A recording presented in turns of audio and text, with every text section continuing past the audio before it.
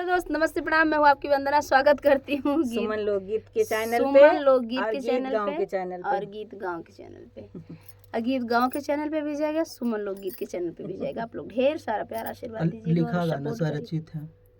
हाँ, इस गाने को लिखे हैं दुर्गेश भाई, दुर्गेश की दुनिया। लिखा इस गाना गाने के राइटर दुर्गेश की दुनिया है। जिसको चुरा के गाना है वो गा सकते हैं। एक यानी फिक्स है इनकी, तुरंत उठाए गायन दी हैं, एकदम जी अब दुसुआर करें। तो फ्रेंड, ये प्यारा सा गीत है। अगर गीत गई है तो उनके लगे तक जाब गाना भेज। अरे इतना ही हम लगे ना जाब हम अगली दास को उठाए को कॉपी बने के लेके आऊ और कुल गवाओ जो ना जन करवा रहलो तो बियान हमरे पे ये वीडियो हमारे वाले में भेज दिए तो।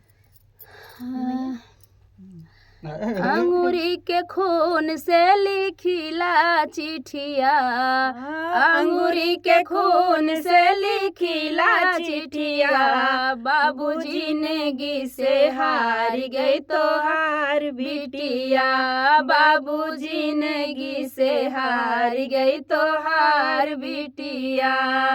मायके में भाईल बाबू बहुते दुलार हो, मायके में भइल बाबू बहुत दुलार हो, ससुरा में भइल बाबू खाली अत्याचार हो, ससुरा में भइल बाबू खाली अत्याचार हो। जल्दी आया बाबू पढ़त चिठिया, जल्दी आया बाबू पढ़त चिठिया, बाबू जिंदगी से हार गई तो हार बिटिया, बाबू जिंदगी से हार गई तो हार बिटिया। मायके में बाबू कभी डांटो न सुनली, मायके में बाबू कभी डांटो न सुनली, ससुरे में बाबू रोजगारी हम सुनली, ससुरे में बाबू हम गारी रोज सुनली।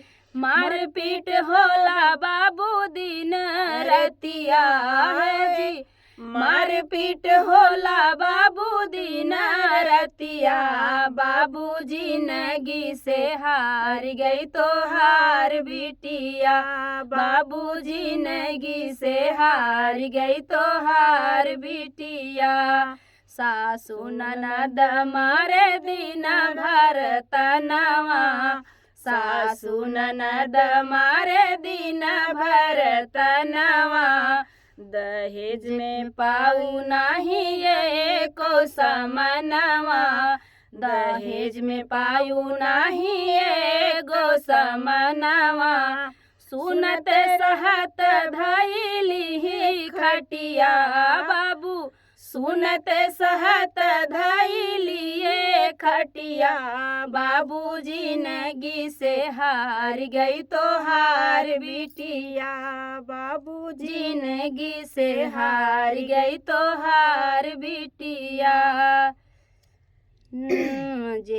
जेकरे संगे बाबू हमार की हाला कन्यादान हो, जेकरे संगे बाबू हमार की हाला कन्यादान हो, ओनहु न भाए बाबू दुश्मन हमार हो, ओनहु जे भाए बाबू दुश्मन हमार हो। माई के कहे मारब हमके, माई के कहे मारई हमके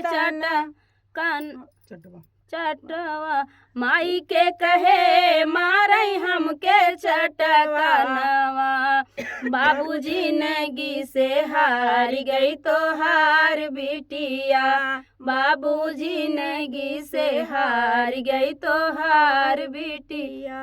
अंगूरी के खून से लिखिला चिठिया बाबू, अंगूरी के खून से लिखिला चिठिया, बाबू जिंदगी से हार गई तो हार बिटिया, बाबू जिंदगी से हार गई तो हार बिटिया।